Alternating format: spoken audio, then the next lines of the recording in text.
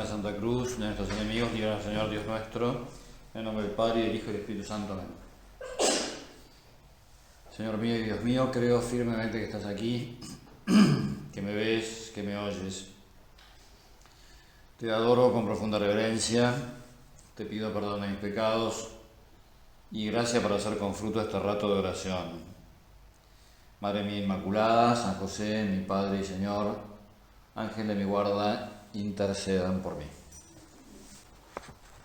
La encíclica Lumen Fidei, que como saben fue casi toda escrita por el Papa Benedicto XVI y que después la terminó publicando el Papa Francisco, trata en los puntos 26 a 31 de un tema estupendo que es el amor y el conocimiento de la verdad. Y habla acerca de la fe, ¿no es cierto? Y habla de la vinculación entre la fe, la verdad, el amor. Y empieza con una afirmación de San Pablo en la Epístola a los Romanos: Corde creditur, con el corazón se cree. Interesantísimo.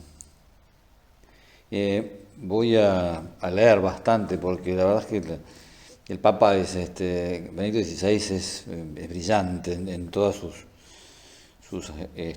enseñanzas, ¿no? Con el corazón se cree, dice San Pablo en la Epístola a los Romanos. En la Biblia, el corazón es el centro del hombre, donde se entrelazan todas sus dimensiones, el cuerpo y el espíritu, la interioridad de la persona y su apertura al mundo y a los otros, el entendimiento, la voluntad, la afectividad.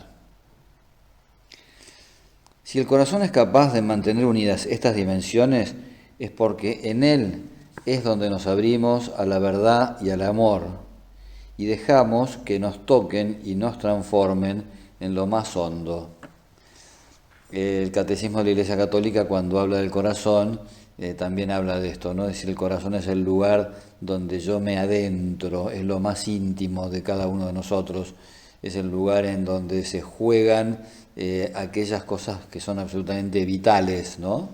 En donde tienen cabida todo eso, donde tiene cabida el temor, donde tiene cabida la alegría, donde tiene cabida la esperanza, donde tiene cabida la audacia, qué sé yo, todas las pasiones, podríamos decir, todos los afectos, todo aquello que a nosotros nos toca más en lo más hondo, ¿no? Bueno, entonces, la fe, dice, transforma toda la persona precisamente porque la fe se abre al amor. Y acá empieza esta relación, este vínculo, ¿no? Esta interacción de la fe con el amor nos permite comprender el tipo de conocimiento propio de la fe, su fuerza de convicción, su capacidad de iluminar nuestros pasos. O sea, explica cómo la fe ilumina, pero además la fe mueve, ¿no? Las dos cosas. La fe conoce por estar vinculada al amor, en cuanto que el mismo amor trae una luz. El mismo amor hace que nosotros conozcamos un poco más, ¿no? Es interesante esto porque trae una cita preciosa de San Gregorio Magno, ¿no? Dice San Gregorio Magno: Amor ipse notitia est. El amor implica un conocimiento. La persona que ama conoce más que aquella persona que no ama. Me viene ahora a la cabeza una película de hace 50, como mínimo, 50. Espera la oscuridad. ¿Se acuerdan de una película? Me parece que era Audrey Hepburn, la actriz, ¿no? Bueno, entonces ella estaba casada y el marido se va de viaje. Era ciega. Entonces, en el momento en el que el marido se va, le dice, acordate de llamar al proveedor de no sé qué, no sé cuánto, acordate de arreglar tal cosa, acordate de le tira una cantidad de cosas que no, muerto encima, ¿no? Y entonces ella le dice, oíme, ¿vos te olvidaste de que yo soy ciega? Y él le dice, sí, la mejor de todas. Es compa, la respuesta, ¿no? O sea, la confianza de aquel hombre en su mujer, a quien conoce, a quien ama, y ese amor es el que lo lleva a él a tener esa confianza, ¿no? Porque la confianza está basada en el amor, porque el amor lleva a conocer cosas que otras personas no conocen. Hace poco me enteré de Martín Descalzo, José Luis Martín Descalzo cuenta la historia de Johann Sebastian, no de Johann Sebastian Mastropiero, sino de Johann Sebastian Bach, del original. Y parece ser que este hombre dependía de su mujer, pero absolutamente. Y ella era consciente, pero tanto dependía que cuando se peleaban, Bach no producía nada que valiera la pena. Se ve que ella era su fuente de inspiración. Entonces, cuando ellos estaban bien, Bach producía cosas espectaculares, lo cual para ella era era una responsabilidad. Y ella decía, es muy difícil quererlo a Johann Sebastian porque tiene un carácter bastante difícil. Pero yo lo quiero, o sea, el amor la llevaba a ella a bancarle cosas y a entenderle cosas que los demás no entendían, ¿no? Bueno, son experiencias humanas que hacen referencia a esta unión entre el amor, el conocimiento, ¿no? La persona que ama, alguien decía, las personas inteligentes conocen o entienden y las personas que aman comprenden. Es una diferencia interesante. O sea, el amor trae un conocimiento del otro. El amor hace que uno incluso vea con anticipación, vea más allá y vea también con anticipación, vea hasta dónde puede llegar la otra persona, etc. Dice, se trata de un modo relacional de ver el mundo, que se convierte en un conocimiento compartido, es decir, es un conocimiento que se comparte con el amor, ¿no? Son como dos fuentes de conocimiento, ¿no? La inteligencia y el amor. Bueno, así es como también crece la fe del pueblo de Dios, como crece la fe de del pueblo de Israel en el desierto, ¿no? Dice, saboreando el amor con el que Dios lo ha elegido y lo ha engendrado como pueblo, Israel llega a comprender la unidad del designio divino desde su origen hasta su cumplimiento. El conocimiento de la fe, por nacer del amor de Dios que establece la alianza, ilumina un camino en la historia. Por eso en la Biblia, verdad y fidelidad van unidas. Y el Dios verdadero es el Dios fiel, aquel que mantiene sus promesas y permite comprender su designio a lo largo del tiempo. Vieron cómo Yahvé le dice a su pueblo, yo soy Yahvé tu Dios, el que te sacó de Egipto, el que te condujo por el desierto con mano poderosa, el que te alimentó durante 40 años, el que te llevó a derrotar a tus enemigos. Es decir, es ese amor de Dios que el pueblo manifiesta, que el pueblo expresa, digamos, que el pueblo conoce, esa fidelidad de Dios a sus promesas, eso es lo que lo lleva al pueblo a creer y lo que lo lleva al pueblo a la fidelidad. También son infieles, pero por otro motivo, digamos. La fidelidad de Israel a Dios está basada en esa historia previa. Hay toda una historia que precede a la fe. Nosotros también lo experimentamos. ¿Por qué nosotros tenemos la fe cristiana? Tenemos la fe cristiana humanamente, porque okay, la fe es un don sobrenatural, ¿no es cierto? Pero humanamente nosotros podríamos decir, la fe está enraizada en la experiencia que hemos tenido en nuestros padres, en la vida de nuestros padres, en lo que hemos recibido de ellos, en el bien que nos han hecho ellos y otras personas. Hay un vínculo estrechísimo, ¿no es cierto? La vocación también está vinculada al cariño, la vocación también está vinculada al bien, está vinculada al sabernos queridos. Es una gran, es una relación estrechísima, ¿no?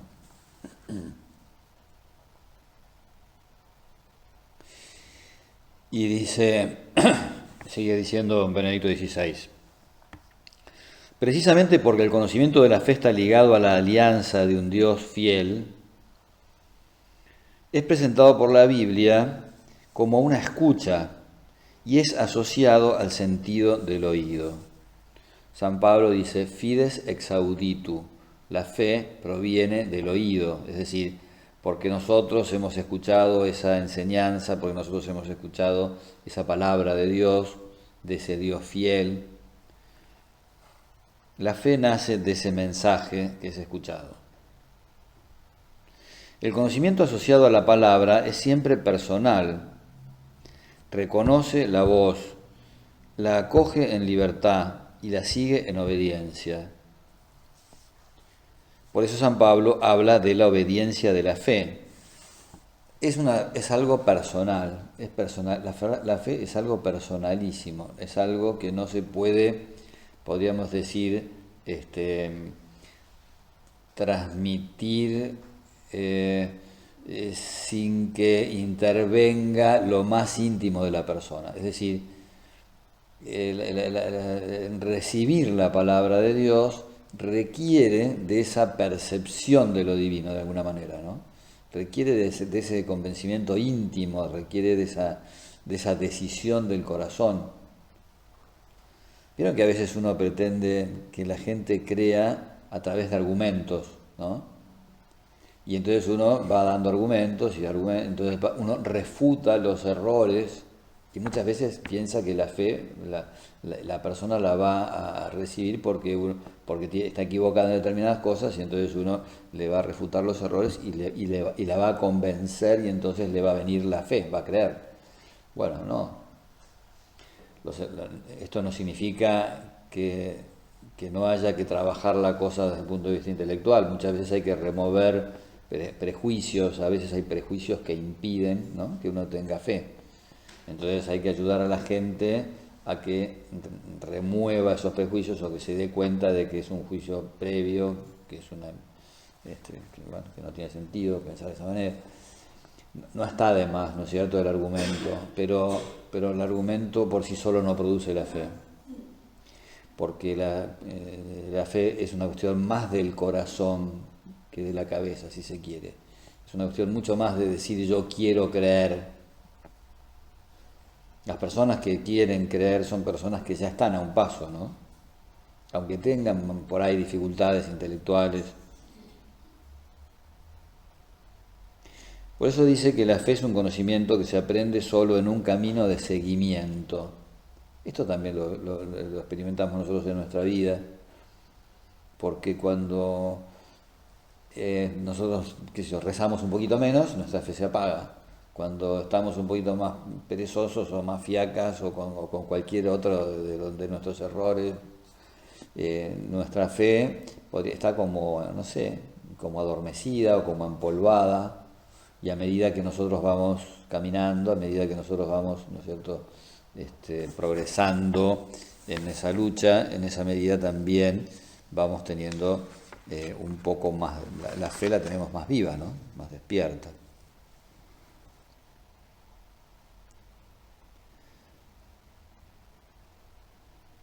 Por eso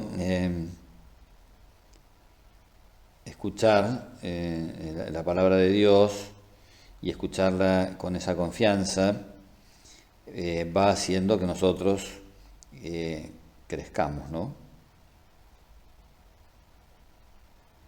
En la medida en que vamos actuando de una manera coherente con la fe que tenemos, esa fe también va creciendo.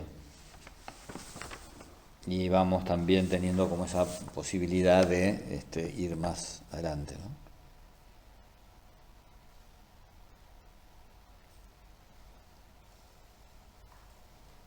Dice, la escucha de la fe tiene las mismas características que el conocimiento propio del amor. Es una escucha personal que distingue la voz y reconoce la del buen pastor, ¿no? Las ovejas escuchan mi voz. Alguien contaba que se había encontrado con un pastor y entonces el pastor llamaba a las ovejas y tenía un silbido, ¿no es cierto? Y entonces y con el silbido las ovejas venían. Y decía, él intentaba reproducir el silbido, no es que lo reprodujera tan mal el silbido, pero cuando silbaba él, las ovejas no le daban ni 5 bolillas. Porque las ovejas conocen al pastor, saben quién es el pastor. Puede venir alguien que es medio trucho y que intente evitar, digamos, que intente imitar, ¿no? Los silbidos del pastor, pero si no es el pastor el que... No, la cosa no funciona, ¿no? Bueno, es una escucha personal, distingue la voz, reconoce la voz del buen pastor. Una escucha que requiere seguimiento, como en el caso de los primeros discípulos que oyeron sus palabras y siguieron a Jesús. ¿Por qué Pedro, cuando Jesús promete, ¿no? La Eucaristía, cuando Él habla de que Él es el pan vivo bajado del cielo, el que come mi carne y bebe mi sangre tiene vida eterna? ¿Por qué los demás se van y Pedro se queda? Pedro y los demás, y aquellos que lo acompañan, ¿no? Pedro le dice, Señor, ¿a quién iremos? Es decir, lo que tiene Pedro es un conocimiento personal de Jesús. Es decir, ¿qué es lo que hay en el interior de Pedro? Nosotros te hemos conocido, nosotros hemos creído que eres el Hijo de Dios. No entendemos lo que nos estás diciendo. Pero nosotros hemos estado al lado tuyo todo este tiempo. O sea, San Juan dice, quod vidimus, quod audivimus, quod manus nostre contractaverum de verbo vitae. Lo que nosotros hemos visto, lo que nosotros hemos oído, lo que nuestras manos han contemplado acerca del verbo de vida, eso es lo que nosotros les transmitimos. ¿Por qué tiene esa fuerza el testimonio de los apóstoles? Porque tuvieron ese trato absolutamente íntimo con el Señor, ¿no? Personal, intransferible. Sí se puede comunicar por contagio. Esto se entiende ahora, en tiempo de pandemia se entiende que algo se pueda comunicar por contagio. La fe también es contagiosa, así como el escepticismo es contagioso también, pero la fe también se contagia, también tiene ese poder, ¿no?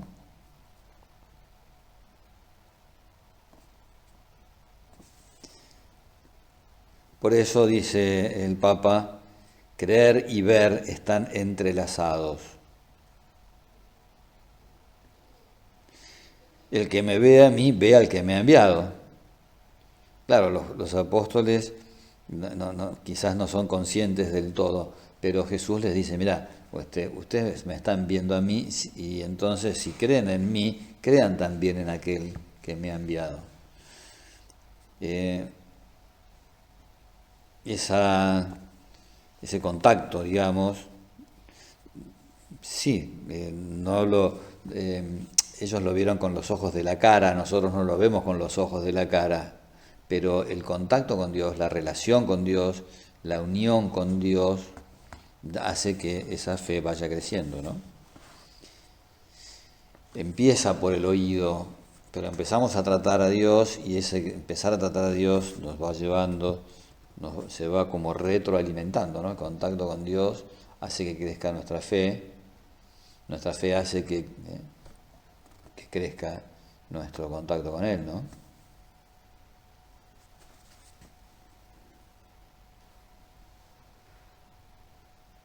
Decía San Agustín con esa frase, esa manera que tiene él de decir las cosas, ¿no? Dice, para orar es necesario creer, ¿no? O sea, nosotros no vamos, si nosotros no creemos en Dios, no vamos a pedirle nada ni vamos a relacionarnos con Él. Para orar es necesario creer. Ahora, para que no desfallezca la fe con la que oras, ora, dice. Es eso, es como una petición de principios, pero es como una retroalimentación positiva. El conocimiento de Dios nos lleva a orar y la oración nos lleva a crecer en ese conocimiento, ¿no?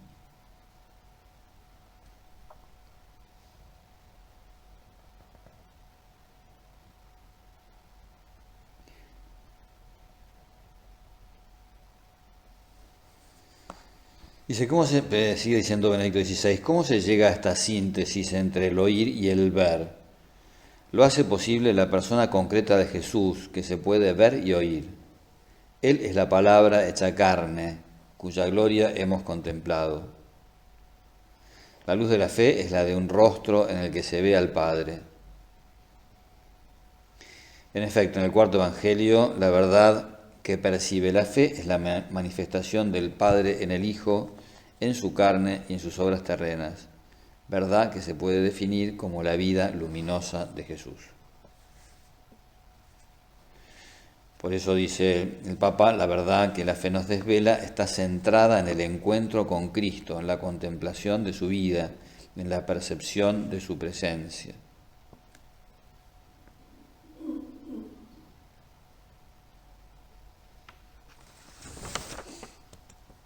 Solamente así, mediante la encarnación, compartiendo nuestra humanidad, el conocimiento propio del amor podía llegar a plenitud. A Dios nadie lo ha visto jamás, el Hijo del Hombre nos lo ha mostrado, ¿no? Es el camino para crecer, para llegar para crecer en la fe, ¿no es cierto?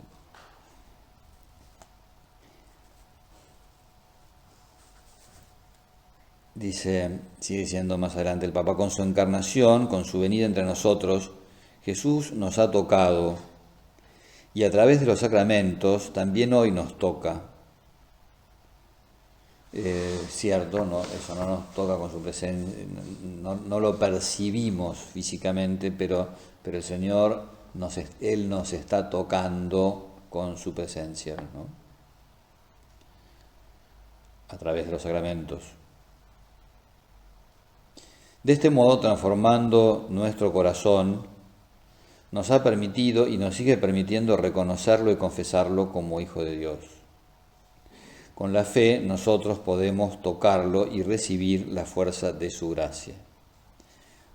En la misa de hoy aparece el Evangelio de la hemorroísa, ¿no? Aquella mujer que no quiere aparecer, no quiere molestar a Jesús, pero ella necesita ese milagro, ¿no? Entonces, ¿qué es lo que hace? Lo toca a Jesús, ¿no? Y San Agustín comenta ese pasaje diciendo lo siguiente: tocar con el corazón, esto es creer. Es preciosa esta afirmación, ¿no?, de San Agustín. Tocar con el corazón. ¿Cómo llega aquella mujer? O sea, aquella mujer antes de tocar el vestido y antes de tocar físicamente el vestido de Jesús, ella con su corazón ya llegó a Jesús, ya llegó a él antes de tocar el vestido. Ese contacto físico lo que hace es la ocasión que Jesús aprovecha para hacerle el milagro, ¿no es cierto? ¿Quién me ha tocado? A mí siempre me hace mucha... Digo, esto es como los subtes de Buenos Aires, porque Jesús estaba apretado por todos lados.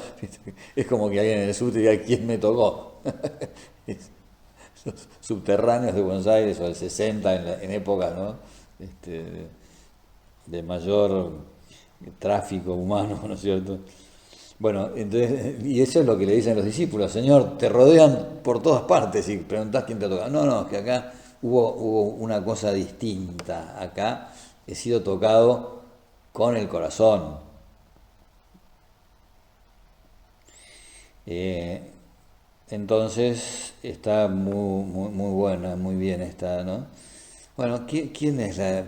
Y eso es lo que hace los milagros, ¿no? Este modo de tocar a Dios con el corazón es lo que hace, lo que produce los milagros. También la multitud se agolpa en torno a él, pero no lo roza con el toque personal de la fe que reconoce su misterio. Cuando estamos configurados con Jesús, recibimos ojos adecuados para verlo. Bueno, les recomiendo que agarren esta encíclica, es preciosa, realmente es preciosa, porque nos hace el mismo título de la encíclica, ¿no? Lumen Fidei, la luz de la fe, empieza diciendo que algunos identifican la fe con la oscuridad. Es cierto, porque la fe tiene sus claroscuros, ¿no? Hay muchas cosas que quedan en la oscuridad, muchas cosas que no entendemos, pero la fe ilumina muchas partes de nuestra existencia, ¿no? Gran parte de nuestra existencia. Entonces, esto es lo que el Papa quiere recordarnos. Los dos papas quieren recordarnos, ¿no es cierto?, este carácter luminoso de la fe y esta unión y esta razón de ser, podríamos decir, ¿no? Con el corazón se cree.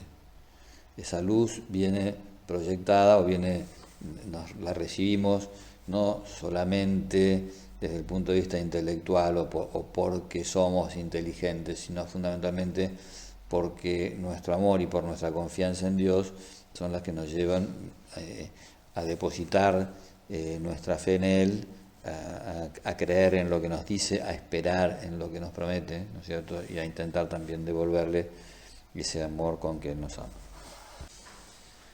Te doy gracias, Dios mío, por los buenos propósitos, afectos e inspiraciones que hemos comunicado en esta meditación. Te pido ayuda para ponerlos por obra. Madre mía Inmaculada, San José mi Padre y Señor, Ángel de mi guarda, interceda por mí.